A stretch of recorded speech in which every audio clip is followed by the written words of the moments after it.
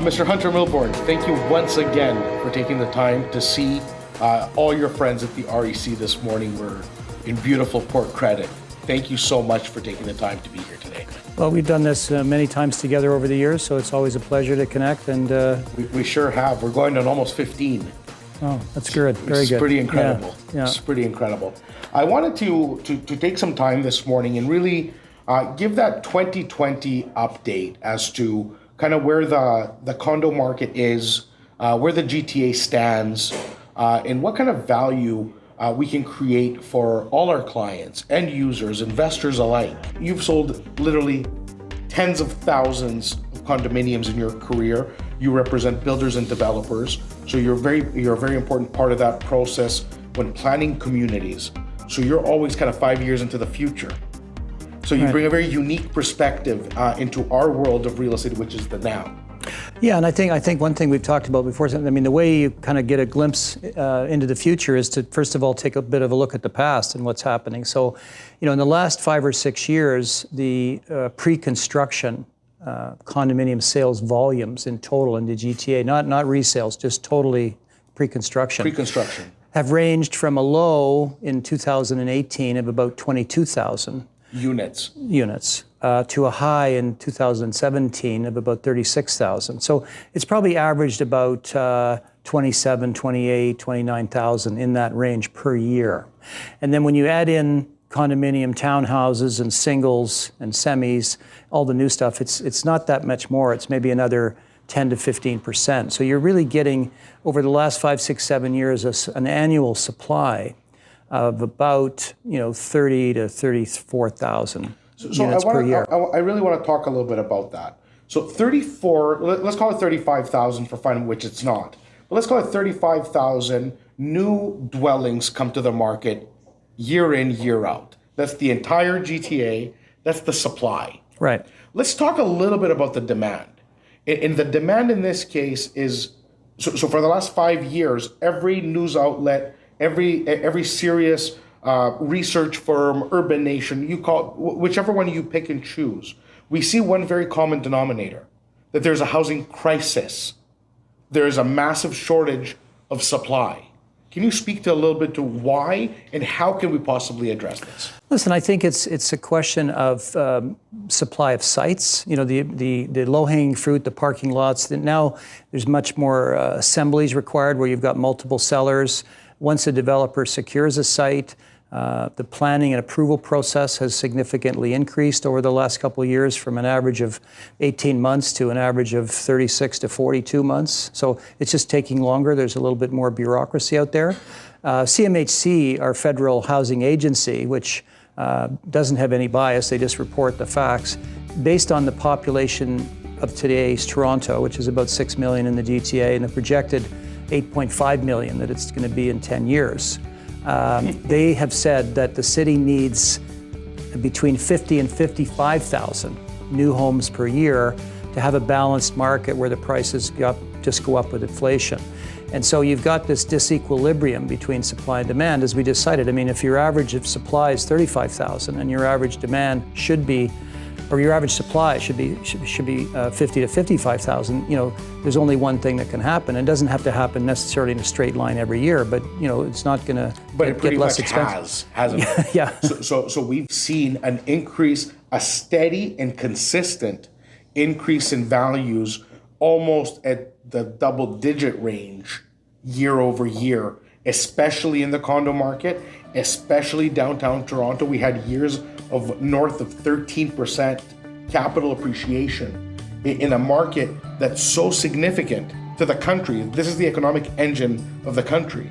Yeah. So the price of entry and the price point to get into the GTA keeps growing, and the most efficient and the least expensive housing class is now, a lot of people think it's either gonna collapse because it's a bubble, or it's going to keep growing. Where can we say, guys, this isn't a bubble, this is based on facts? Where do we put the facts from your view? Listen, I think the facts are the government, CMHC, has said this is what the demand, what the supply should be, and then the supply is really what it is, let's say that 35,000 per year. So it's a significant shortage. And I think bubble conditions can be more short-term when there's a little irrational exuberance in terms of people. But I mean, that could happen in an individual quarter here and there. But over the long run, I think you've had this relentless appreciation, which I don't think is going to change. When our market is producing 35,000 units and the actual demand is 55,000 units, we're actually snowballing a 20,000 unit deficit year after year. And that is what is driving prices. That is what is driving the demand to live in this city. Because the reason there is red tape with the City of Toronto for developers is because we are protecting the city to have a livable city. They're not just going to allow anybody to be a cowboy and make the city into something that nobody wants to live in. So I think there's a really good balance from the city perspective. Do I think they need to speed up? Sure. But as far as the fundamentals of the GTA real estate market, it's not based on hype. It's not based on anything except cold, hard facts of supply and demand. I think so, yeah. And you've got what's complicated that approval process too is there's park levies, there's heritage issues sometimes, there's Section 37. So it's just taking longer to work out those things, but it really makes for a livable city. I mean, Toronto is the fastest growing city in all of North America and all of Europe. So I think it's a testimony to the municipalities that they're handling it as well as they are in terms of the processing of these multitude applications. There's a study that's done every year called The King of Cranes. It's done by a cost consultant called Ryder Bushnell. And Toronto, of the top 14 cities in North America, has the most cranes by a long shot and has for 10 years in a row, and it's significantly higher than who's second, third, fourth, and fifth. The other thing that a reason I think a lot of purchasers and owners really like the pre-construction idea is that if you purchase an asset, let's say it's 500,000, 700,000, 850, whatever the price is, and put that 15% deposit down and 5 on occupancy, you pay that deposit over a period of a year and a half to 3 years. Even if it's a very modest appreciation on the asset value, it's a big appreciation on your deposit equity. On your actual investment.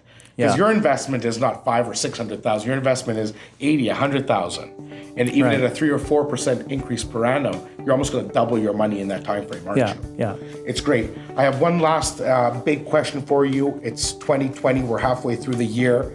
For this year, for all our investor audience, where would you say the best places to invest would be this year? I think the best places this year are really pretty much the same as every other year. I mean, it's really the waterfronts and the transit stops, And here, we've got a situation where we've got both. We've got a GO train station and, your walks to here's your beautiful view right there, so. Why do you think water always maintains values? It's just scarcity. It's just a limited supply. Because there's only one side of the fence that we can build on. Yeah. Transit obviously is one of the fundamentals of location. There are sites that are coming up all over the city that are going to be very connected with some of the infrastructure that's coming up. Today we're enjoying this conversation in Port Credit as we're heading into a very exciting development, and it is WestPort by Edenshaw. Correct. And this is probably one of the most unique opportunities in the marketplace where they're really bringing in transit with lakefront living. Yeah, exactly. So you're really steps across the street from the GO train, short minutes walk to the lakefront, and the neighborhood with the restaurants and activities. It's really quite a great little neighborhood. I know as a fact that the team is putting together a really detailed presentation. I'll leave that to the team. I want to thank you so much for taking the time to share your insight, for taking the time to always support your friends at the REC, and we're good friends of Milborne Real Estate. I want to thank you very much, Hunter. Thank you, sir. It. Good to see you again. Thank you.